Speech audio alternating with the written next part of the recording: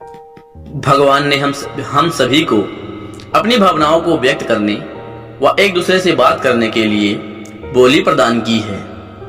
संसार में कुछ व्यक्ति ऐसे होते हैं जो बहुत ही कम बोलते हैं और वहीं कुछ व्यक्ति ऐसे भी होते हैं जो बस बिना सोचे समझे बोलते ही रहते हैं। एक इंसान को इस बात का ज्ञान हमेशा होना चाहिए कि हमें कहां पर क्या और कितना बोलना है, कहां पर मौन या चुप रहना है, इन सभी का ज्ञान होना चाहिए। अब आज की वीडियो में हम आपको बताने वाले हैं कि आपको इन 5 अवसर पर चुप रहना चाहिए। ये अवसर कौन है, आइए जानते हैं। पहला है, जब कोई भावनाओं को शब्दों से ना समझ सके। जब तुम्हें लगता है कि कोई व्यक्ति तुम्हारी भावनाओं को तुम्हारे शब्दों से नहीं समझ पा रहा है, ऐसी स्थिति में इंसान का चुप रहना ही बेहतर है। अक्सर हम लोगों को अपने दुख व अपनी परेशानियां बताना शुरू कर देते हैं, जबकि हमारे आसपास रहने वाले ज्यादातर लोग इससे कोई मतलब नहीं रखते हैं। हर इंसान को केवल सुख से ही मतलब होता है। 1 या 2 बार कोई इंसान तुम्हारी दुख व तकलीफों को सुनेगा, लेकिन उसके बाद वह तुमसे दूर भागना शुरू कर देगा, क्योंकि कोई भी व्यक्ति दुखी व असहाय इंसान के साथ रहना पसंद नहीं करता। इसलिए अपने कुछ करीबी खास मित्र व परिवार के सदस्यों को छोड़कर किसी ऐसे इंसान को अपनी परेशानियां ना बताएं जो तुम्हारी बातों को समझने की बजाय उसका मजाक बनाए।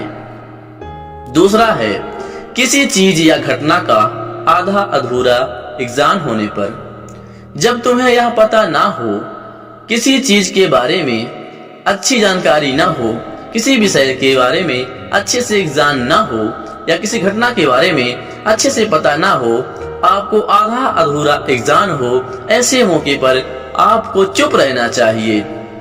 अक्सर व्यक्ति अपने आधे अधूरे ज्ञान के कारण हंसी का पात्र बनते हैं।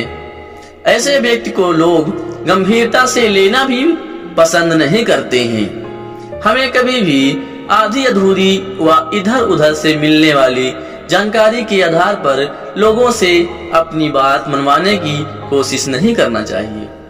तीसरा है, जब कोई व्यक्ति किसी की बुराई कर रहा हो।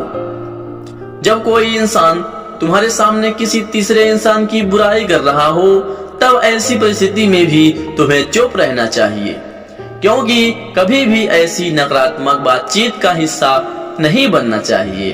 क्योंकि आज जो इंसान तुम्हारे सामने किसी तीसरे की बुराई कर रहा है, वही कल तुम्हारी बुराई उसके सामने करेगा। इसलिए जब भी कभी कोई तीसरे इंसान की बुराई करे या बुरे समय का मजाक उड़ाए, तो तुम्हें सिर्फ उसकी बातों को सुनना है, उस पर किसी भी प्रकार की अपनी राय या प्रतिक्रिया नहीं देनी है। चौथा है, जब कोई तुम पर क्रोध या घृणा करे। जब कोई तुम्हारे ऊपर गुस्सा या घृणा से चिल्लाए, तुम्हारा अपमान करने की कोशिश करे, ऐसी परिस्थिति में चुप रहकर सामने वाले से गुस्से और घृणा को कम कर सकते हैं। साथ ही तुम इस स्थिति को और अधिक खराब होने से भी बचा सकते हो। गुस्सा कम होने पर जब व्यक्ति को अपनी गलती का एहसास होगा, तब आपके चुप रहने के कारण ही वह हो सकता है कि आपसे माफी मांगने का प्रयास करे।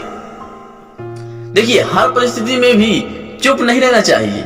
यदि कोई व्यक्ति गलत कर रहा है तो हमें चुप नहीं रहना चाहिए, क्योंकि कुछ लोग ऐसे होते हैं जिन्हें चुप रहना हमारी कमजोर होने का प्रतीत होता है। गुस्से के दौरान चुप रहने का यह तरीका हमारे संग संबंधी, हमारे परिवार व मित्रों के लिए ही सही है, ना कि हर इंसान के लिए। हर जगह चुप रहने का कुछ लोग गलत फायदा भी उठा सकते हैं। 5वां है, जब कोई अपमान